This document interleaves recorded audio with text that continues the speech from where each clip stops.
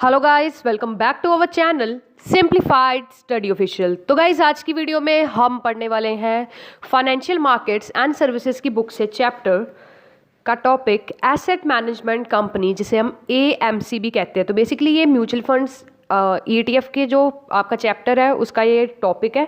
तो आज की वीडियो में इसे कंप्लीट करेंगे। और guys, financial market and services की फुल प्लेलिस्ट का लिंक गाइस आपको डिस्क्रिप्शन में मिल जाएगा। So without wasting our time, let's start the video. तो गाइस, सेबी की रेगुलेशंस के अकॉर्डिंग, अब आपको पता जो सेबी है वो रेगुलेशंस, रूल्स रेगुलेशन जो है वो लाता है ताकि इन्वेस्टर्स को के जो इंटरेस्ट है उसे प्रोटेक्ट कर सके। इसलिए सेबी के रेगुलेशंस के अंदर म्यूचुअल फंड्स को ये ज़रूरी होता है कि वो जो अपने म्यूचुअल फंड्स है उसे मैनेज करने के लिए एक सेपरेट बॉडी कॉर्पोरेट लाए, जिसे हम एसेट मैनेजमेंट कंपनी कहते हैं। इसके नेम से पता चल रहा है किसी एसेट को मैनेज कर रही है कंपनी। ठीक है, किस एसेट को कर रही है? म्यूचुअल फंड्स को कर रही है। ठीक है, अब जो एप्लीकेशन है या अप्रूवल है AMC की, यानी कि एसेट मैनेजमेंट कंपनी की, वो हम किस फॉर्म में लिखते हैं? फॉर्म D में।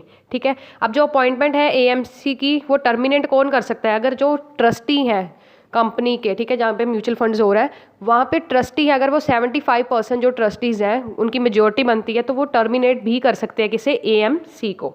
तो यहाँ पे आपके पास अगर आपको कोई चेंजेस करने हैं, AMC को अपॉइंट कर रहे हैं, ठीक है, उसमें कोई चेंजेस वगैरह करने हैं, तो आपको बोर्ड्स एंड यूनिट होल्डर की अप्रूवल लेनी पड़ेगी। अगर वो अप्रूवल देते हैं तभी आप क्या कर सकते हैं? चेंजेस या अपॉइंटमेंट कर सकते हैं।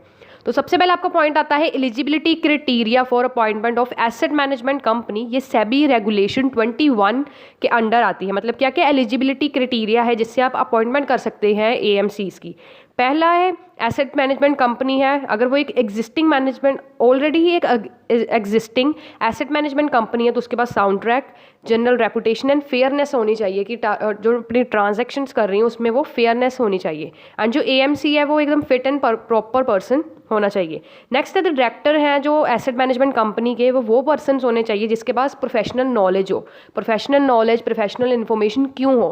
क्योंकि गाइस, म्यूचुअल फंड्स है, म्यूचुअल फंड्स में लोगों ने अपना पैसा लगा दिया, अपनी सेविंग्स लगा दी। वो इसलिए लगाई ताकि अब जो वो कंपनी है, अब म्यूचुअल फंड्स में क्या होता है कि वो कंपनी है जिसमें आपने अपने पैसा लगाया म्यूचुअल फंड्स में, वो आपके पैसे को डिफरेंट पोर्टफोलियोज में इन्वेस्ट कर देगी। तो डिफरेंट पोर्टफोलियोज में ऐसे थोड़ा इन्वेस्ट कर देगी। सबसे पहले देखेगी, उसकी पूरी इन्फॉर्मेशन देखेगी, कैसा रिटर्न है, क्या रिस्क है।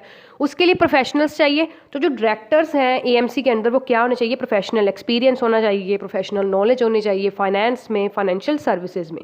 नेक्स्ट है C पार्ट, जो की पर्सोनल है, जो स्टाफ है यहाँ पे AMC का, वो अगर मान लो कोई भी की पर्सोनल है एसेट मैनेजमेंट कंपनी का, अगर वो कोई इकोनॉमिक ऑफेंस किया है, कोई वोलेशन की है, ये रूल्स या रेगुलेशन के खिलाफ उसने काम किया है, तो हम उसे अपॉइंट नहीं करेंगे, सीधा सीधा सस्पेंड कर देंगे, मतलब उसे अपॉइंट नहीं करेंगे। उसके बाद है जो बोर्ड ऑफ डायरेक्टर्स हैं एसेट मैनेजमेंट कंपनी के, उनके पास एटलीस्ट हम क्या है, the board of director of such asset management company has at least 50% director, 50% जो क्या है डायरेक्टर्स होने चाहिए। नेक्स्ट है the chairman of asset management companies not a trustee of any mutual funds. जो चेयरमैन है एसेट मैनेजमेंट कंपनी का, वो ट्रस्टी नहीं होना चाहिए किसी भी म्यूचुअल फंड्स का। ठीक है, और लास्ट गाइस इसका पॉइंट आता है, जो एसेट मैनेजमेंट कंपनी है उसकी नेट वर्थ 10 करोड़ से कम नहीं होनी चाहिए। मतलब more than 10 crore net worth होनी चाहिए। अब नेटवर्थ का क्या मतलब है? नेटवर्थ का क्या मतलब है कि जो आपकी टोटल पेड अप कैपिटल है, रिजर्व्स हैं एसेट मैनेजमेंट कंपनी के, उसमें से आप जो मिसलेनियस एक्सपेंडिचर है उसे राइट ऑफ करोगे, ठीक है, माइनस कर दोगे। उसके बाद जो आपका नेटवर्थ आएगी वो 10 करोड़ या उससे ज़्यादा आनी चाहिए। ठीक है, अब हमने देखा एलिजिबिलिटी क्राइटेरिया जिससे आप अपॉइंट कर सकते हैं एसेट मैनेजमेंट कंपनी को, ये सेबी रेगुलेशन 21 के अकॉर्डिंग है। अब हम देखेंगे टर्म्स एंड कंडीशन किस रेगुलेशन के अंडर? रेगुलेशन 22। ये रेगुलेशन किसने दी हुई है? सेबी ने दी हुई है। तो पहला है, अगर कोई डायरेक्टर है एसेट मैनेजमेंट कंपनी का, वो एसेट मैनेजमेंट कंपनी एक एसेट मैनेजमेंट कंपनी है, उसका डायरेक्टर एज ए ऑफिस में बैठ के एज ए डायरेक्टर काम कर रहा है, वही डायरेक्टर किसी और एसेट मैनेजमेंट कंपनी में काम नहीं कर सकता। ठीक है, एक ही में करेगा। नेक्स्ट है the asset management company shall forthwith inform the board of any material change in information previously furnished being approval granted by them. मतलब कोई भी एसेट मैनेजमेंट कंपनी है, उसे कोई भी अपने कोई भी चेंजेस वगैरह करने हैं, तो उसे बोर्ड एंड यूनिट होल्डर्स, जो बोर्ड है उससे क्या करना पड़ेगा? अप्रूवल लेना पड़ेगा, ऐसे चेंजेस नहीं कर लेगा। उसके बाद कोई भी अपॉइंटमेंट हो रही है डायरेक्टर की एसेट मैनेजमेंट कंपनी में, सबसे पहले हमें जो ट्रस्टीज़ है, या फिर बोर्ड है उसकी अप्रूवल लेनी है, उसके बगैर हम कोई भी चेंजेस वगैरह या अपॉइंटमेंट वगैरह नहीं कर सकते। ठीक है, एसेट मैनेजमेंट कंपनी है वो रेगुलेशंस के अंदर चलेगा। कोई भी चेंजेस है जो हम इंटरेस्ट को कंट्रोल करते समय ले रहे हैं, वो सबसे पहले वही चीज़ रिपीट हो रही है, हमें पहले अप्रूवल किसकी लेनी है, ट्रस्टी की एंड बोर्ड की लेनी है। एक रिटन कम्युनिकेशन में बताना है कि क्या क्या चेंजेस हैं, क्यों ले रहे हैं। ठीक है, वो सारी चीज़ें आ जाएंगी। एंड उसके बाद है जो एसेट मैनेजमेंट कंपनी है, जो ये इन्फॉर्मेशन है, डॉक्यूमेंट्स हैं, ये क्या करेगी, ट्रस्टी से अप्रूवल करके लेंगे। मतलब वही चीज़ें बार बार वही पॉइंट को मतलब रिपीट होके आ रहा है। इसमें आप रिटन फॉर्म में लिखोगे, उसमें बताओगे क्या क्या चेंजेस हैं, क्यों लिए जा रहे हैं। ठीक है, अप्रूवल है या नहीं है, ये चीज़ें आ जाएंगी। उसके बाद है आपका topic procedure where approval is not granted. ठीक है, अगर मान लो हमने एप्लीकेशन दी थी रेगुलेशन 19 के अंदर, उसके बाद जो एलिजिबिलिटी क्राइटेरिया हमने पढ़ा रेगुलेशन 21 के अकॉर्डिंग, अगर उसके अकॉर्डिंग एलिजिबिलिटी क्राइटेरिया में जो हमारी एसेट मैनेजमेंट कंपनी है वो लाए नहीं करती है, तो फिर जो बोर्ड है वो क्या करेगा, एप्लीकेशन है जो अप्रूवल की उसे क्या कर देगा, रिजेक्ट कर देगा। नेक्स्ट है गाइस आपका topic restriction on business activities of asset management company, regulation 24 के अकॉर्डिंग आता है। Asset management company as a trustee किसी भी अनदर म्यूचुअल फंड्स की act as a trustee act नहीं करेगी, और किसी भी बिजनेस अंडरटेकिंग को जो जिसका नेचर है मैनेजमेंट का, एडवाइजरी सर्विसेज का, ठीक है, मतलब उसको क्या करेगी, अंडरटेक नहीं करेगी, उस बिजनेस एक्टिविटी को अंडरटेक नहीं करेगी जिसका जो नेचर है वो मैनेजमेंट या एडवाइजरी सर्विसेज है उसके नेचर का है। ठीक है, उसके बाद है हमारा topic asset management company and it's obligation. क्या क्या ऑब्लिगेशंस हैं एसेट मैनेजमेंट कंपनी की, ये आपके रेगुलेशन 25 के अंडर आता है। तो नंबर 1 है एसेट मैनेजमेंट कंपनी है वो रीजनेबल स्टेप्स लेगी जिससे वो क्या कर सके, इंश्योर कर सके जो उसकी जो इन्वेस्टमेंट हो रही है। मतलब मान लो अब जैसे मैंने आपको बताया म्यूचुअल फंड्स में हम पैसा लगाते हैं, उसके बाद जो म्यूचुअल फंड्स वाले जिसमें भी हमने जिस कंपनी में भी पैसा लगाया है वो एएमसीज को काम दे देते हैं आपने जगह जगह पे पोर्टफोलियोज में इन्वेस्ट करना है। ठीक है, तो आप सब कुछ देख परख के ही करोगे कितना रिस्क है, कितना रिटर्न है। ठीक है, किस सिक्योरिटी में आप वो क्या कर रहे हो, मतलब कि इन्वेस्ट कर रहे हो, ये सारी चीज़ें गाइस आप देखोगे। उसके बाद अगर कोई भी इन्वेस्टमेंट डिसीजन है उसे आप एज सारी इन्फॉर्मेशन देखोगे उसके रिगार्डिंग। ठीक है, जो जो आपको इन्फॉर्मेशन डाटा वगैरह चाहिए वो सारी चीज़ें आप देख के ही इन्वेस्टमेंट करोगे। नेक्स्ट है third, the asset management company shawl responsible for any act of commission और रिमीशन। एसेट मैनेजमेंट कंपनी रिस्पॉन्सिबल होगी अगर कोई एम्प्लॉय है एसेट मैनेजमेंट कंपनी में काम कर रहा है, पर्सन है जिसकी सर्विसेज के कारण कोई भी गलती हुई है, कोई ओमिशन हुई है, तो उसके लिए कौन रिस्पॉन्सिबल है, एएमसी रिस्पॉन्सिबल होगा।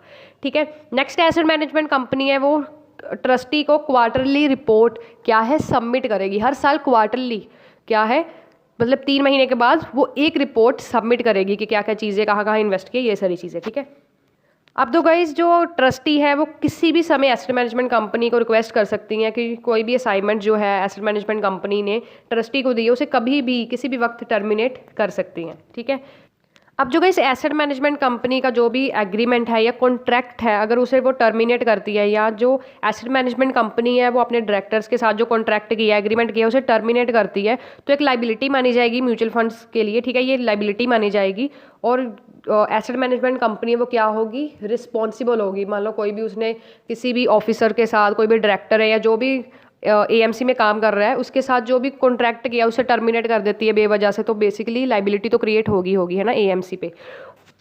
अब जो गाइस एसेट मैनेजमेंट कंपनी है वो किसी भी ब्रोकर के साथ, ब्रोकर एसोसिएट के साथ काम नहीं करेगी। ठीक है, मतलब ब्रोकर एसोसिएट के साथ वो कोई चीज़ स्पॉन्सर कर रही है, परचेज कर रही है या सेल सिक्योरिटीज़ कर रही है, वो खुद ब खुद करेगी।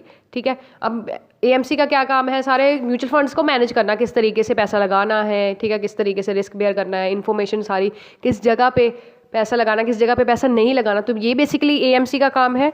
ठीक है, तो ये सारी चीज़ें देखेगी। अगर वो सारा ब्रोकर से काम कराएगी तो खुद वो क्या करेगी, है ना। गाइस नेक्स्ट पॉइंट भी थोड़ा सेम ही है, जो एसेट मैनेजमेंट कंपनी है वो कुछ भी परचेज नहीं करेगी, सेल नहीं करेगी कोई सिक्योरिटी थ्रू एनी ब्रोकर। पर इसमें जो ब्रोकर है अदर देन वो ब्रोकर की बात की गई है, मतलब ब्रोकर से हम क्या कर सकते हैं, कोई भी बाय एंड परचेज नहीं करेंगे, सेल या परचेज नहीं करेंगे कोई भी सिक्योरिटी। बट जो ब्रोकर की हम बात कर रहे हैं, एक ब्रोकर को छोड़ के जो क्लोज ए सब रेगुलेशन 7 में एक ब्रोकर इन्होंने बताया गया जो आपके अभी बताया नहीं है आगे। ठीक है, उस ब्रोकर को छोड़ के कोई भी ब्रोकर से आप कोई भी सेल या परचेज वगैरह नहीं करोगे सिक्योरिटीज़ का।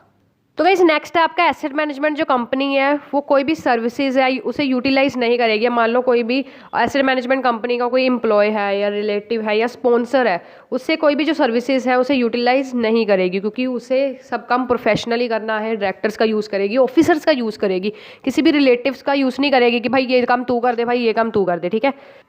नेक्स्ट है गाइस एसेट मैनेजमेंट कंपनी है वो फाइल क्या करेगी, सबमिट करेगी ट्रस्टी को, जिसमें डिटेल्स होंगी सारी, क्या क्या ट्रांजैक्शन हुई है, क्या क्या सिक्योरिटीज बाय परचेज की है, सेल की है। नेक्स्ट है in case of asset management company enter into any securities transaction with any it's associates.